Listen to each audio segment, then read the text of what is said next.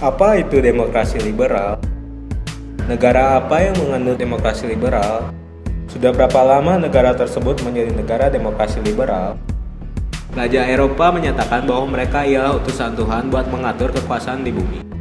Raja Eropa bersama dengan pihak gereja mengatur seluruh kepentingan rakyat mulai dari pemerintahan, sosial, budaya ekonomi, dan lainnya. Rakyat biasa maupun dari kalangan intelektual tak memiliki hak buat ikut campur dalam masalah pemerintahan dan politik.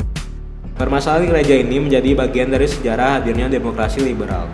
Para filosof dan cendekiawan Eropa menemukan solusi atas permasalahan yang mereka hadapi, yaitu melakukan pemisahan atau restriksi kekuasaan Raja Eropa, sedangkan pihak gereja dipisahkan dalam pemerintahan. Mereka hanya boleh mengatur masalah keagamaan dan dilarang tampil dalam masalah pemerintahan dan politik. Lama melakukan perlawanan dan perubahan, akhirnya usaha tersebut mencapai hasilnya. Keberhasilan perubahan itu kemudian dikenal dengan nama Renaissance atau zaman kesadaran pada abad 18. Para filosof dan cendekiawan Eropa menerapkan sistem pemerintahan demokrasi menggantikan sistem monarki yang berjalan berabad-abad sebelumnya. Demokrasi liberal pun mulai menampakkan bentuknya.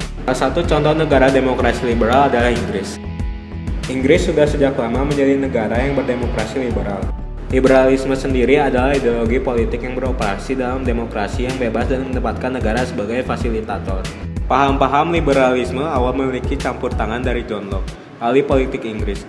Bill of Rights yang dibuat pada tahun 1689 memuat dasar-dasar liberalisme awal seperti pemilu yang bebas dan hukum bagi semua orang.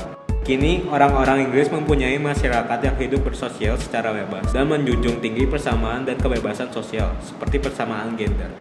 Sistem kehakiman dipisah dari pemerintahan agar adil. Pemerintahan relatif terbuka. Pihak oposisi dapat menjelek-jelekan pihak pemerintah. Pemerintahan di Inggris pula terbagi ke 3 partai. Partai Liberal, Partai Buruh, dan Partai Konservatif. Pemerintahan menjabarkan keuangan negara kepada masyarakat, karena masyarakat telah memilih mereka.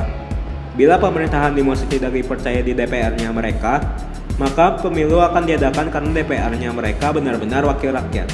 Pers dan media bebas dapat menyiarkan apa saja. Bahkan BBC yang punya pemerintahan pun menjamin tayangan mereka tidak memihak pada pemerintah.